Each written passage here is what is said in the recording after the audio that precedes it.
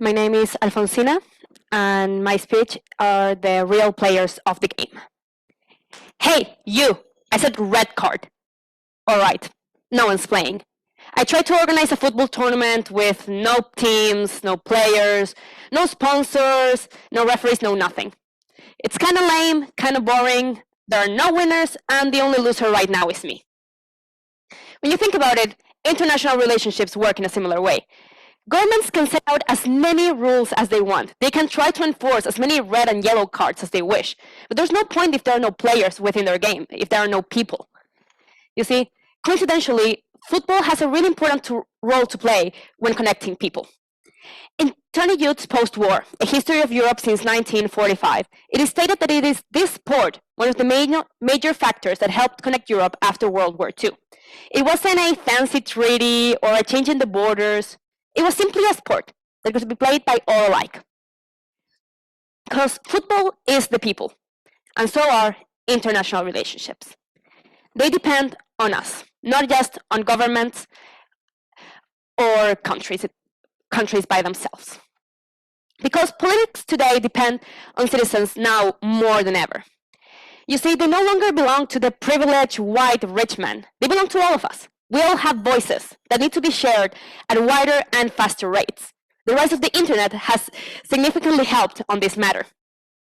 Grassroots movements are able to share their ideas online and reach global demographics. As Jose said, look at Greta Thunberg, look at Malala. These two women started small on their own countries and have now gained international recognition. If you want to look globally, look at the thesis. They started here, not even here, they started in Valparaiso in 2019, but reached all over the world. They were up, you could see their demonstrations up in France. And well, that's fancy. When movements get these levels of attention, it is impossible for governments to ignore them. They can feel the bleachers shaking. And well, why are international relationships formed? Clearly, to get a benefit out of them. You want to get safety, you want to help improve your country. And while this is all possible, governments can't rely on themselves alone. You see, for example, when the Millennium Summit was called upon in the year 2000, governments decided, we're going to make this millennium a great one. We're going to stop world hunger and poverty. We're going to get education for everyone, get better maternity health. All this by the year 2015. The year is 2023. I haven't seen much improvement personally. And this is because governments couldn't see past the tip of their own noses. They didn't realize that they are not the only factors in this equation. One of the main things they can't do is mobilize masses. I mean, my generation grew up reading the Hunger Games. They think government, not really our strength. However, non-governmental organizations have this power. NGOs such as the Red Cross, Amnesty International, and World Wildfire Fund, they all have the support of the people because they were created by them, for them. They share information and keep international organizations in check. They are everyone's favorite team. And then we have the social movement. We have the political one. What about economics? We can't ignore multinational corporations when we talk about international relationships. You see, you can't deny me that Amazon, McDonald's, and Apple aren't important players because they hold a lot of the world's wealth. And money is the power, so yeah. Now, what is power? Power is being able to set out goals and reach them. It's being able to influence people. And as we've seen, governments don't have all this power. We the people do. We can influence each other. We can take news and share them in class. We can start debates on our dinner tables. We can go out and protest if that's what we like.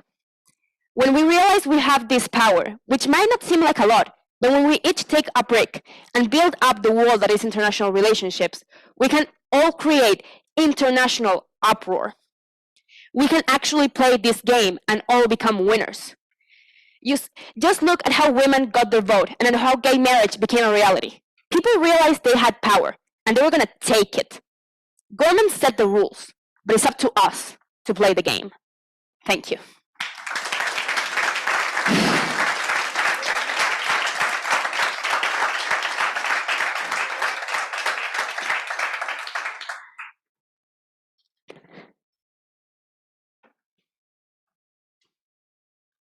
Thank you very much for your speech. I have a question in the text, or while you're mentioning some things, you talked about Malala. Yes. What do you find inspiring about Malala and her work? What is there not something to find inspiring of her? I remember on the fifth grade, I won a creative writing competition, second place, and it was this card to go to a bookshop, and I decided to buy Malala's autobiography. I read it in a couple of weeks. I was not really a quick reader by then, and I just remember being so taken back, so shocked at first of all that this was a reality for women, like in Pakistan. Like I'm used to go to school. Like sure, there are some days I want to skip, but like I couldn't imagine myself without it. And just like all these girls were taken away, and to be honest, I would be pretty scared if that happened to me. I don't think I would be able to react.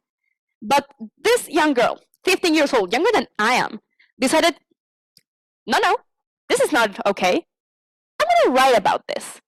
And she got everyone inspired. Besides that, she would still get classes. Her family was like, we are against this, and we're going to fight it back. We're going to still educate our children. She got shot to the head and still decided to keep on fighting. Nothing could stop her. That's determination. And that's one of the main things I think I admire. Determination. I won't say she wasn't scared, because I imagine she must have been, but I think being able to overcome that fear, being brave, is definitely the main thing I would highlight. Thank you very much. Thank you.